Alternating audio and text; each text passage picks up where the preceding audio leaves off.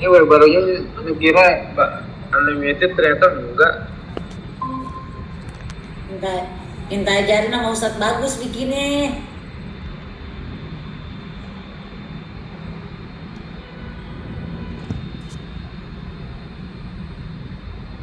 Iwan Ustadz, tadi kan Ustadz, kita linknya, bikin Ustadz. email baru biar unlimited, ternyata masih nggak unlimited juga.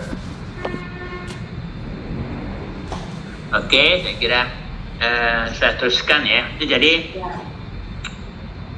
maka termasuk mungkin ini kalau kita tahu Zamakhsyari yang menulis tafsir Al-Kasyaf itu pemahamannya pemahaman Mu'tazilah ya.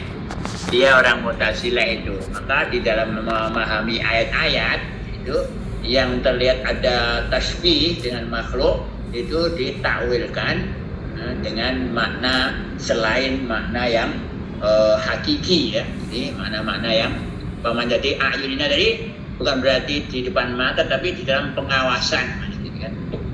Al-muraqabah dan seterusnya, sehingga itu dipengaruhi tentu oleh oleh pola pemikiran teologisnya gitu kan. Dan memang banyak ahli-ahli al-kalam ya itu yang menjadi pemberi makna-makna yang baru ya, yang berbeda dengan makna-makna yang sudah biasa. Itulah maka mungkin kayak Al-Jubai, Al-Qadhi Abdul Jabbar itu banyak pemahaman maknanya itu yang mungkin berbeda dengan orang-orang mungkin Asy'ariyah ya. Oke, itu saya kira sekedar tambahan saya. Mungkin nanti di kajian, mungkin yang kemarin yang ikut saya pernah menyampaikan seminar di Al-Zaitun itu memaknai sematik teologis. Itu mungkin bisa jadi kajian yang lebih mendalam terkait dengan pemaknaan. Jadi memang Al-Quran itu sangat fleksibel, sangat lentur, bisa dipahami dengan berbagai macam mazhab teologis. Oke, itu saya kira antaranya ya. Jadi Al-Jahid itu termasuk penulis yang mungkin yang perlu diketahui di Al-Jahid ini sebenarnya mengapa beliau menulis buku Al-Bayan wa Tabyin. Itu keren bukunya Al-Jahid, itu buku hebatnya Al-Jahid ya. Sudah 3 juz itu. Itu sebenarnya arahnya kemana? Itu sebenarnya mengarah untuk kata para review ya. Dia itu mengarah kepada menghapuskan asy'ubiyah. Apa syu'ubiyah itu? Ada yang tahu apa itu syu'ubiyah itu? Ini yang penting nih. Syu'ubiyah itu adalah kecenderungan untuk merendahkan bahasa dan bangsa Arab. Namanya syu'ubiyah ya. Mengapa? Arab itu dianggap bangsa yang terbelakang, bangsa yang hidupnya di padang pasir, yang tak banyak pengetahuan, sehingga bahasa Arab itu dianggap bahasa rendahan. Ini utamanya orang-orang Persia yang merasa bahwa bahasa Persia itu lebih hebat, lebih maju, lebih dan seterusnya itu. Nah, di situ Jahid ingin menunjukkan bahwa ternyata bahasa itu luar biasa. Maka di buku Al-Bayan wa Tabyin itu Al-Jahid banyak mengkodifikasi teks-teks sastra Arab yang bagus-bagus, dan dia beri penjelasan yang menunjukkan betapa tingginya tingkat bahasa Arab itu. Nah, ini sehingga orang-orang yang punya persepsi su'ubiyah, nah itu menjadi paham, oh ternyata bahasa Arab ini luar biasa ini. Itu saya kira, dan itu memang bukunya Al-Jahid itu dianggap sebagai semacam kamus sastra, kamus sastra Arab. Dan mungkin yang perlu dipahami, di dalam buku Al-Bayan wa Tabyin itu Al-Jahid tidak menjelaskan bagi ma'ani bayan, nggak ada ya, nggak ada. Dia menjelaskan tentang keindahan dan kedalaman mungkin teks-teks sastra yang dia kutip. Banyak dari Jahili ada, dari masa Sodr Islam ada, dia kutip, dan itu termasuk dianggap sebagai dokumen ya, dokumen sastra-sastra Arab. Maka yang punya kecenderungan untuk sastra itu harus dibaca, itu punya Al-Jahid. Maka kalau Tamam Hasan menilai pemikiran Al-Jahid itu sebagai al-janin liwiladatil balaghah. Jadi dia sebagai janin, dia belum lahir balaghahnya, itu masih di janinnya itu. Mengapa? Di situ Al-Jahid banyak menjelaskan tentang al-balaghah indal Yunan, al-balaghah indal Furs, al-balaghah indal Hind, dan seterusnya. Itu balaghah-balaghah di antara berbagai bangsa itu dia ungkap. Nah, sehingga redaksi-redaksi tentang ungkapan balaghah itu bagus-bagus itu. Dan perlu diketahui, Jahid itu pandai merangkai kata ya. Maka kalau kita baca bukunya itu enak sekali itu, bahasanya bagus sekali.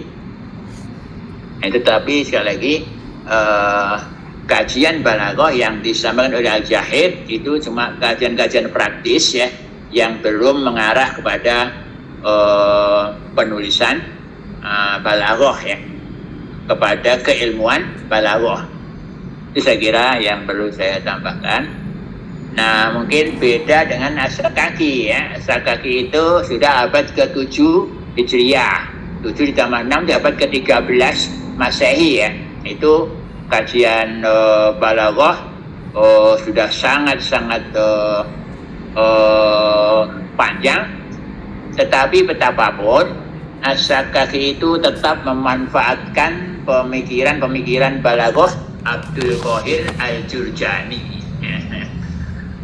Termasuk sebelumnya ada siapa? Yauddin. Bukan, yang Ijaz di Nihayatil Ijaz. Siapa namanya? Fakhrul Razi ya, Al-Fakhr, ya Ar-Razi, Ar-Razi. Itu juga semacam ringkasan begitu dari apa yang ditulis oleh Abdul Qahir Al-Jurjani. Cuma memang karena Sakaki ini ya filosof, ya ahli mantik ya. Maka definisi-definisi yang dibikin oleh Sakaki itu menurut para ahli bahasa itu yang paling jelas, yang paling mudah ditangkap. Termasuk pembagiannya ya. Dan mungkin ada yang kebalik ya, bukan dari sina'ah ke ma'rifah, tapi dari ma'rifah ke sina'ah ya. Ma'rifah itu artinya sekedar pengetahuan yang belum tersistematisasi. Nah, kalau sina'ah itu yang sudah ada pembagian-pembagiannya, ada kajian-kajian pembagiannya, ada sistematika yang sudah jelas, itu namanya sina'ah ya. Kalau ma'rifah itu masih pengetahuan yang lepas, masih belum tersistematikakan. Baru pada masa Sakaki itu ada pembagian ma'ani, bayan, dan badi itu pada masa Sakaki ya. Pada masa Abdul Qahir belum ada. Abdul Qahir di buku Asrar Balaghah itu banyak kajian tentang majaz, taswif yang mari kita sampaikan. Tetapi dia belum membagi kepada 3 bagian itu. Dan sampai sekarang yang dianut orang itu pembagian sakaki. Buku balaghah apapun biasanya itu tidak lepas dari mani, bayan, dan gaji. Itu apa artinya? Bahwa pendapat as-sakaki itu begitu meluas dan mungkin ya sampai nanti tetap akan dijadikan sebagai rujukan para pengkaji balaghah sampai sekarang. Cuma memang sakaki itu dikritik bahwa sakakilah yang mengakibatkan jumutnya kajian balaghah. Mengapa? Setelah sakaki tidak ada lagi kajian yang baru, isinya mensyarah sakaki atau meringkas intisor. Nah, itu tidak memberikan persepsi yang lain. Seakan-akan semua kajian setelah sakaki itu semuanya kembali pada sakaki. Maka mengapa sakaki nampaknya lebih mengutamakan pendefinisian dan pembagian macam-macam balaghah ya ketimbang penghayatan teks. Jadi mungkin bedanya kalau Abdul Qahir Al-Jurjani itu kajiannya untuk pendalaman dan penghayatan teks-teks sehingga orang bisa mendalami dengan bagus. Maka kajian yang mengarah pada penghayatan itu agak dalam, itu agak susah itu. Jadi mungkin gambarannya kalau sakaki ditanya ini tasbih apa ini, kan? Mungkin sakaki dengan bilang oh ini tasbih apa? Ya Tuhan banyak ya ada tasbih apa yang dilihat dari segi musabahnya itu ya itulah yang arkan tasbih dia ada berapa macam itu yang enggak ada apa ada tasbihnya apa namanya dan terusnya itu saya apa yang disebutkan apa musafir dan musafirnya saja itu ada tasbih balik, tasbih muakkad seterusnya dia ada banyak tasbih itu. Nah kalau sakaki ini siapa nih muakkad selesai. Tapi kalau kenapa dia muakkad? Kenapa enggak dia pakai balik dan seterusnya? Nah itu pakai pendalaman dan di dalam pendalaman biasanya itu sangat dipentingkan adanya konteks. Konteks ini yang ngomong siapa, ngomongnya dengan siapa, dan situasi kayak apa, nah itu jadi sangat penting sehingga kelihatan oh iya ini bagus sekali ini.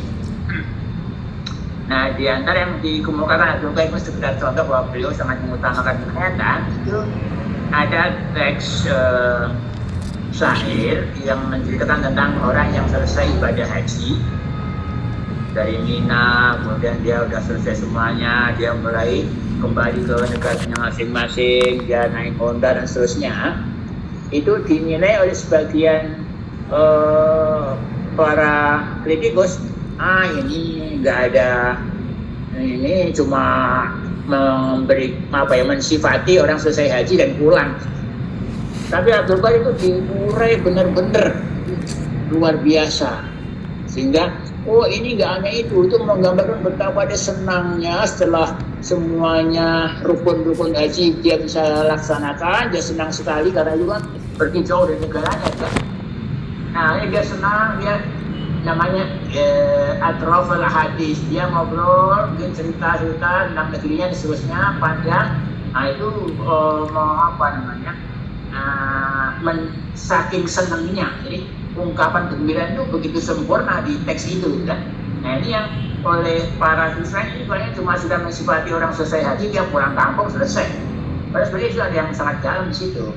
Betapa dia senangnya, betapa dia cerita tentang mungkin tentang negaranya dan seterusnya. Itu sangat menyenangkan orang yang sedang pulang haji, dia naik di atas kendaraannya dan di atas mungkin ontanya itu sebenarnya sangat menyenangkan itu. Ini yang di antara contoh ya, bahwa Abdul Qadir itu tidak sekedar melihat teks luarnya itu, tapi dia mendalami apa ini, apa kedalamannya ada itu.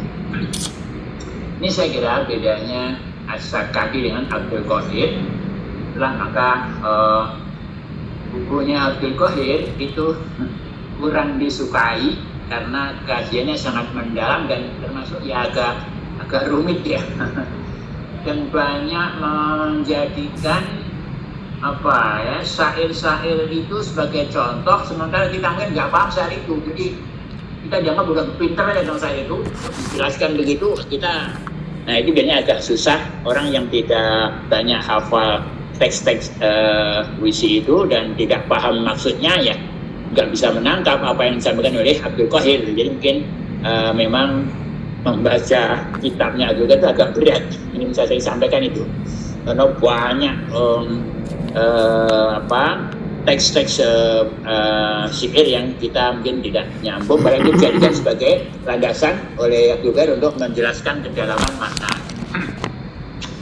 Itu saya kira, dan saya termasuk yang tidak setuju kalau As-Sakaki diklaim ya, sebagai yang membuat jumudnya kajian balaghah. Apa salahnya? Dia sudah berusaha untuk mencoba ya membuat balaghah lebih sederhana sehingga bisa dipahami oleh orang. Saya kira sudah suatu usaha yang sangat bagus. Nah, mungkin kalau kita yang pengen untuk mengarah kepada penghayatan, coba kita pakai pertama gaya Sakaki ya. Ini apa? Nah, baru berikutnya kita pakai gaya Abdul Qadir. Sehingga kajian balaghah ini bisa mendalam dan bisa jelas nama-namanya atau istilah-istilahnya. Itu saya kira kalau digabungkan antara gaya Abdul Qadir dan gaya Sakaki, maka akan lebih bagus itu kajian balaghahnya, lebih jelas. Itu saya kira pendapat saya. Silakan ada yang bertanya.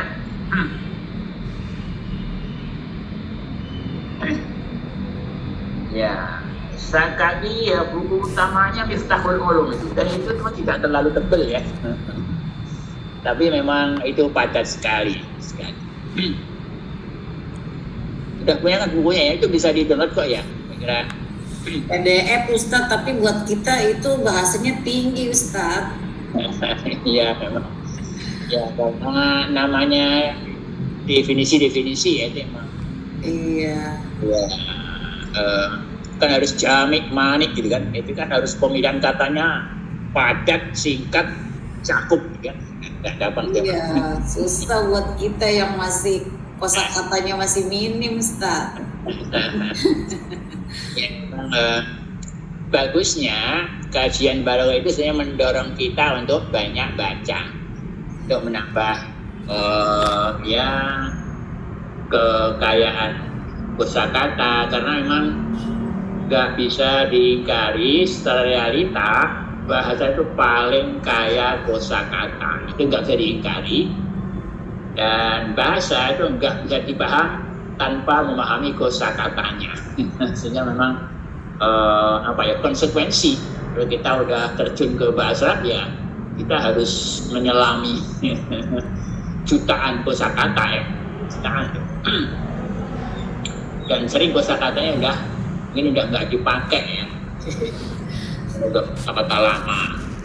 Cuma memang memahami kosakata itu membuat kita memahami karakter kata, dan memahami karakter kata membuat kita paham mengapa kata ini yang dipakai, gitu kan? Umpamanya di dalam Al-Quran ya itu ada surat At-Takasur ya, hatta zirtumul maqabir. Zirtumul maqabir. Kenapa pakainya zaro? Orang kalau ziarah itu apa yang diperhatikan? Dia seakan-akan dia melihat kubur itu. Juga kata-kata maqabir ini kan jamak ya, dari makbar. makobit. Nah, itu memberikan gambar betapa banyaknya orang-orang yang sudah mati di kuburan itu, banyaknya. Tapi enggak juga kita sadar bahwa kita tidak akan mati dan harta kita tidak akan ada gunanya apa-apa kalau kita simpan-simpan, kan?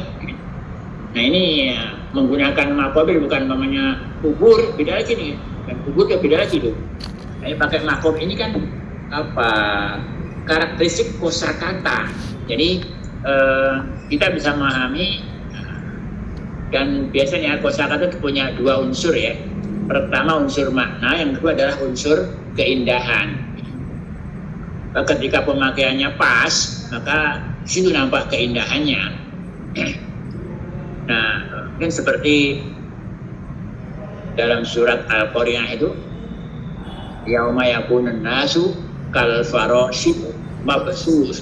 Farosh itu apa?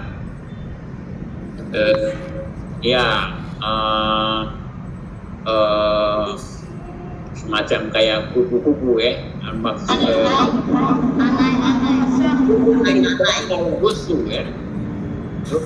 Itu mabsus bukan panjang ya. Kemudian mengeluarkan angin, sus. Nah, ini dari segi keindahan ya. Itu seakan-akan kayak apa, kupu-kupu yang muncul terus, atau seperti apa, kapas yang merah, hijau, kuning yang muncul terus gitu, nggak ada habis-habisnya. Ini menggambar betapa banyaknya umat manusia nanti pada hari kiamat. Kan itu redaksi seperti itu kan dipilihnya mabsus bukan mansur, kan lagi nanti. Karena suara itu memberikan gambar tentang makna yang dikandungnya. Nah, ini saya kira kita kalau ingin mengkaji keindahan bahasa memang harus tidak sekedar paham maknanya, tapi kita paham namanya zilalul makna ya, bayangan-bayangan dari makna yang sudah ada. Nah, biasanya bayangan itulah yang membuat makna itu menjadi sangat luas gitu. Oke, silakan, mungkin ada yang mau tanya.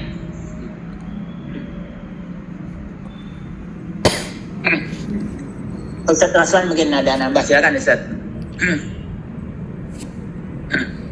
Oh iya Ustaz, terima kasih. Silakan Ustaz. Pembahasan Al-Jahid dengan As-Sakaki. As-Sakaki ini memang pembahasan tokoh yang jauh ya, jauh sekali. Yang satu tahun 159 lahirnya, yang satu tahun 555. Jadi jauh generasinya ya. Kemudian ada persamaannya dari kedua tokoh ini, sama-sama Mu'tazilah ternyata dua-duanya. Nah, nggak tahu nanti ada berapa tokoh yang misalnya Asy'ariyah ya. Kayaknya umumnya Mu'tazilah ya saja. Para pengembang ilmu ya. Kalau dulu kami di S1 UIN memang ketika mendengar Mu'tazilah ya biasa aja, karena waktu S1 itu betul-betul ditanamkan tuh Mu'tazilah. Mungkin yang S1-nya nggak di UIN agak aneh gitu ya. Jadi selain Mu'tazilah, pokoknya kalau Mu'tazilah sesat gitu ya, gitu aja ya. Nah, padahal dari sisi pemikiran memang di antara faktor kemajuan itu dia memang gaya Mu'tazilah ini. Sehingga mereka kreatif gitu ya, kreatif. Misalnya Al-Jahid tadi membuat buku namanya Al-Bayan wa Tabyin ya. Lalu As-Sakaki membuat Miftahul Ulum ya, Miftahul Ulum gitu ya. Pokoknya balaghahnya ini keren-keren ya. As-Sakaki ini lebih ke balaghah yang mantiki. balaghah mantikiyah wa apa namanya? falsafiyah ya. Jadi balaghah yang lebih ke bagaimana balaghah itu mampu menciptakan ungkapan-ungkapan yang bisa apa namanya yang masuk akal ya. Balaghah itu bagaimana kita bisa menyampaikan kata-kata atau ungkapan yang masuk akal dan apa mumti itu apa memuaskan gitu ya. Nah itu ya. Jadi di zaman sekarang ini sebetulnya yang kalau tadi yang siapa Abdul Qahir kan lebih kepada dzauq rasa ya, lebih ke rasa. Kalau As-Sakaki ini lebih ke ilmiahnya itu ya, lebih ke ilmiahnya. Cuma tadi kata Ustaz ada kelemahan As-Sakaki ini ya, kita tidak bilang itu sebuah kemunduran, tapi tetap mungkin itu sisi kelemahannya ya, bahwa di Sakaki itu kurang apa namanya membuat ya pelajar-pelajar misalnya ya, kelemahannya ya kurang belajar balaghah dalam mendalami makna gitu ya. Termasuk kita mungkin ya, kita lebih hafal jenis-jenis tasbih ini tapi ketika di tag waduh udah pusing sendiri ya. Itu dan paling berat itu ya di balaghah itu memang coba analisis teks yang belum pernah dianalisis orang. Nah itu ya, paling kita bisa memberi contoh yang udah dianalisis ahli juga, orang-orang baru kita kasih contoh. Kecuali Ustadz mungkinnya analisisnya baru-baru kan. Saya kira itu Ustadz. Bu Santi dan siapa tadi Pak Mukhlis ya. Ustadz. Oke, silakan, ada yang bertanya, masih ada waktu itu. Penyaji boleh nanya ya. Silakan ya. Pusingkan Ustaz.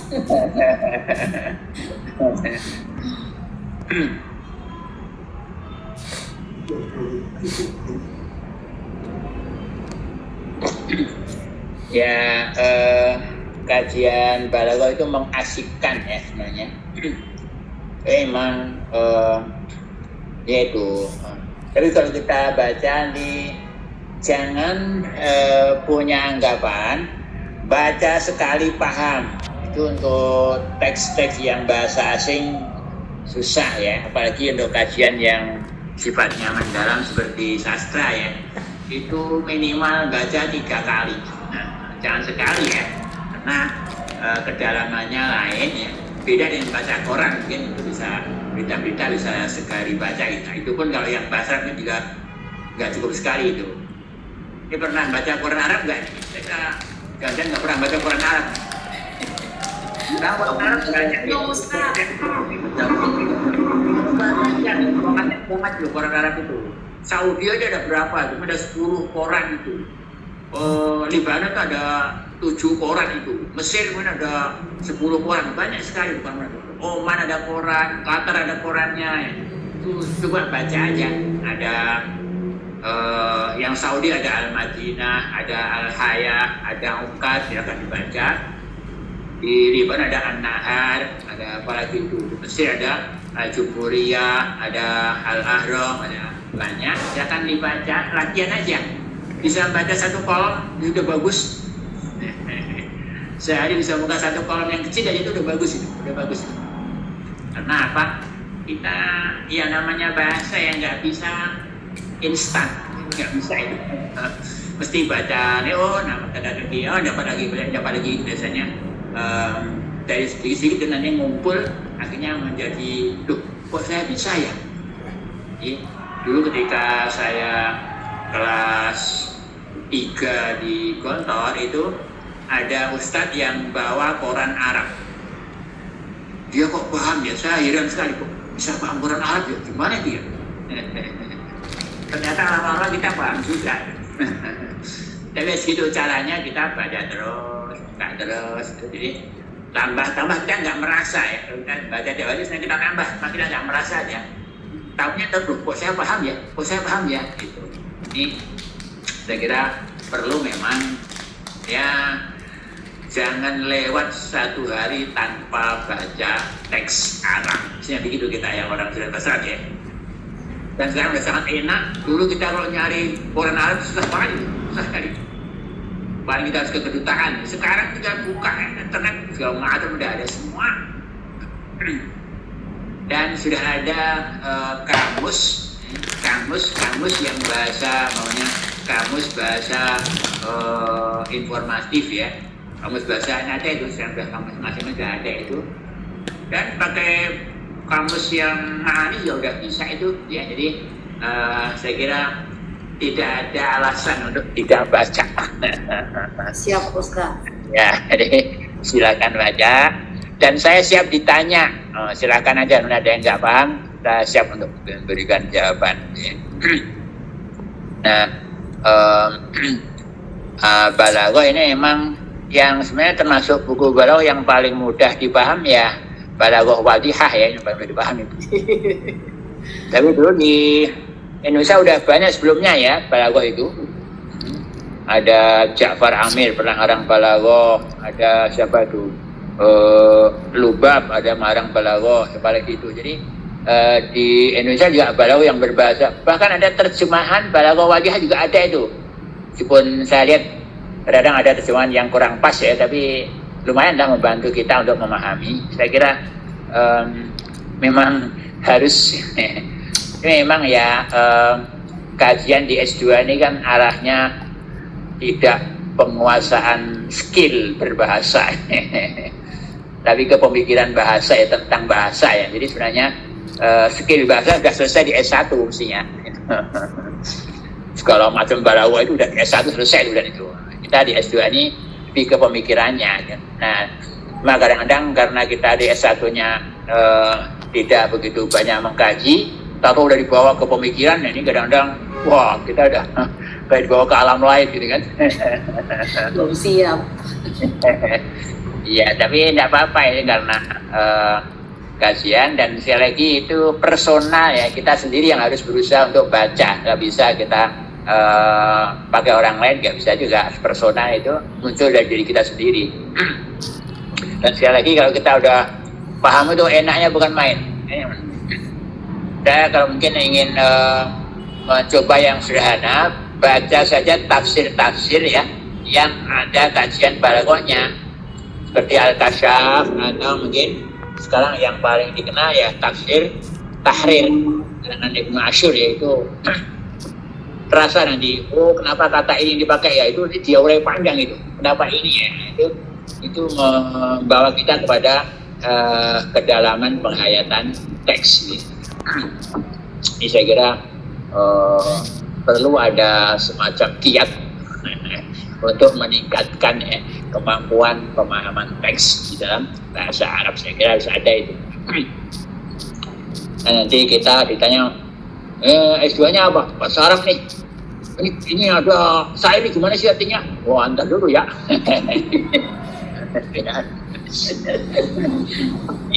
Ya, tapi sekali lagi memang bahasa tadi ya, karakternya itu punya banyak kosakata dan itu tentu memang tidak mudah, tapi sekali lagi memang harus ada kiat untuk situ ya, jangan sampai nggak ada. Paling tidak mungkin semacam syair-syair yang sering ya, yang masyhur ya, itu kita nggak bisa paham itu. Ini ada orang nanya, oh kita bisa itu. Kalau saya yang sah-sah tidak apa-apa itu, yang termasyhur ya, yang termasyhur kita perlu pahami maknanya. Oke, saya kira itu. Saya ingat lagi Al-Jahid itu diantara penekanannya adalah menghilangkan syu'ubiyah ya. Menghilangkan syu'ubiyah. Ya, yang perlu dipahami. Memang ya kebanyakan nih orang-orang ya sudah bukan orang Arab asli ya, seperti Abdul Qadir bukan Arab asli, dia orang itu ya. Zat kaki juga bukan orang asli mungkin ya. Itulah rata-rata orang yang ahli bahasa itu bukan yang punya bahasa. Seperti kita ini yang ahli bahasa Indonesia itu Profesor Tiu namanya, itu orang Belanda itu, orang Indonesia. Kita bisa ngomong tapi kalau ditanya detail teorinya kan nggak ngerti ya. Jadi begitu orang dia ngomong saya dia lancar aja gitu. Tapi ditanya ini apa namanya tasbihnya kan dia juga bingung gitu. Bisa itu kita lebih bisa ketika mereka itu kalau saya tentang teorinya ya. Oke, ya ada yang tanya silakan. Ya, saya bertanya Pak dari Mustahil. Ya, pertanyaannya begini Pak.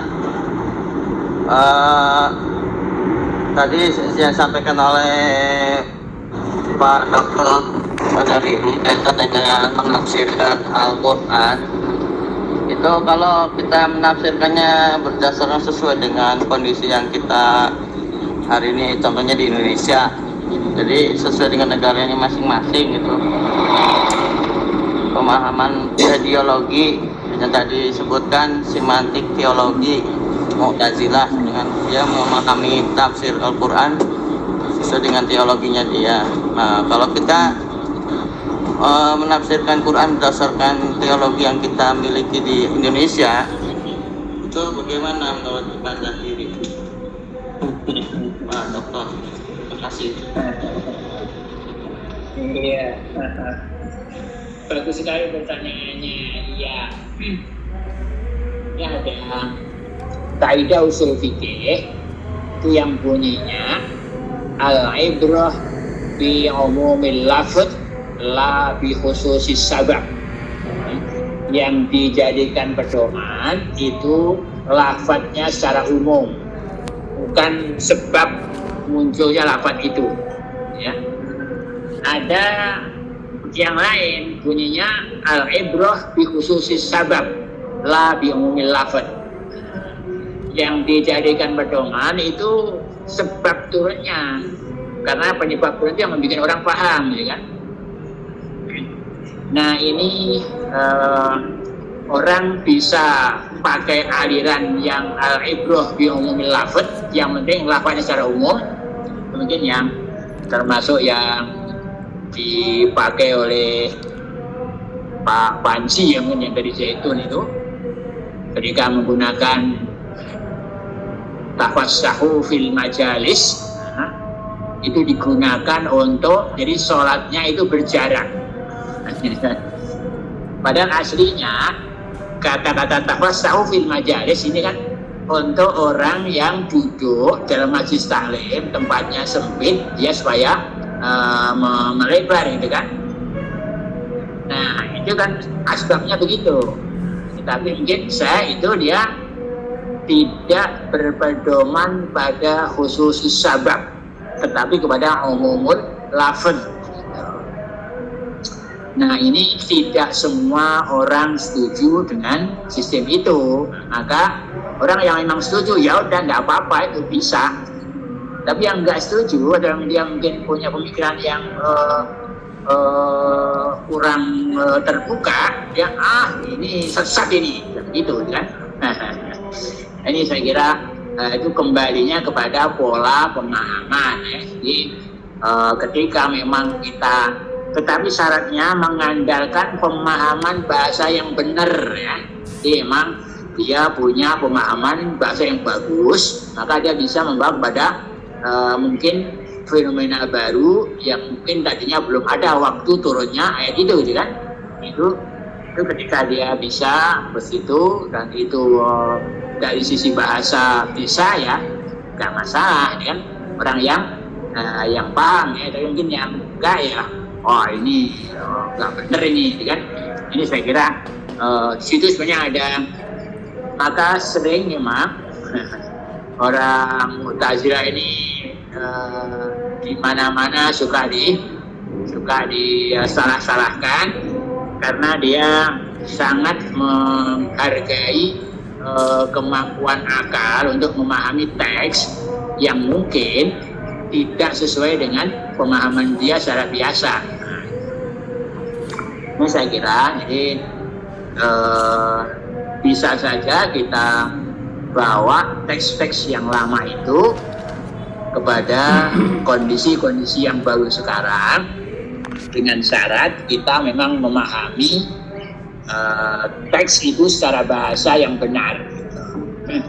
Saya kira ketika kita berpedoman pada bahasa, teks bahasa, karakter bahasa, itu masih bisa dibenarkan. Tapi kalau keluar dari bahasa ini yang mudah dan bisa itu.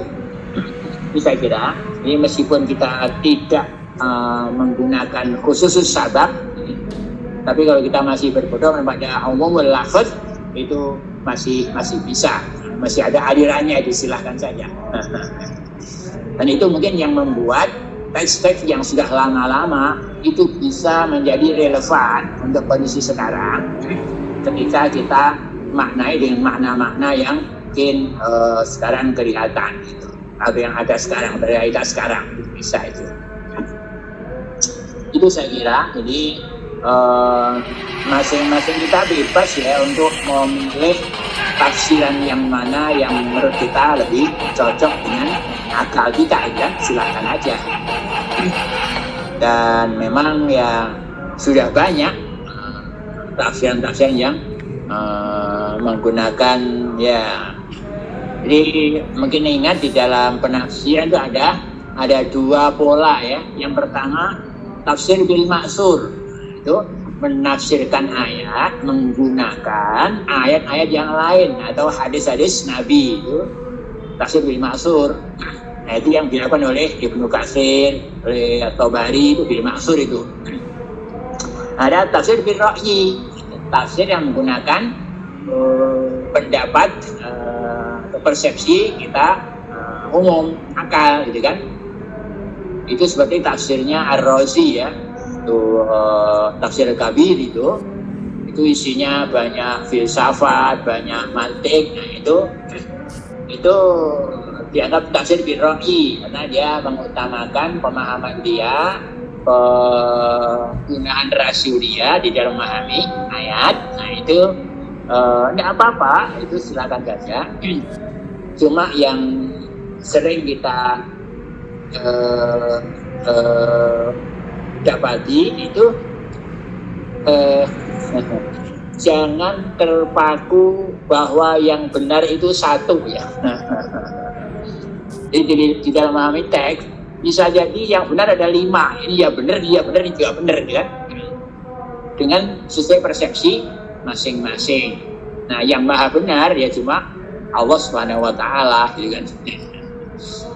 Sehingga kita ketika berbeda kita salahkan aja gitu kan. Nah, saya kira orang yang punya wawasan tidak semudah itu menyalahkan.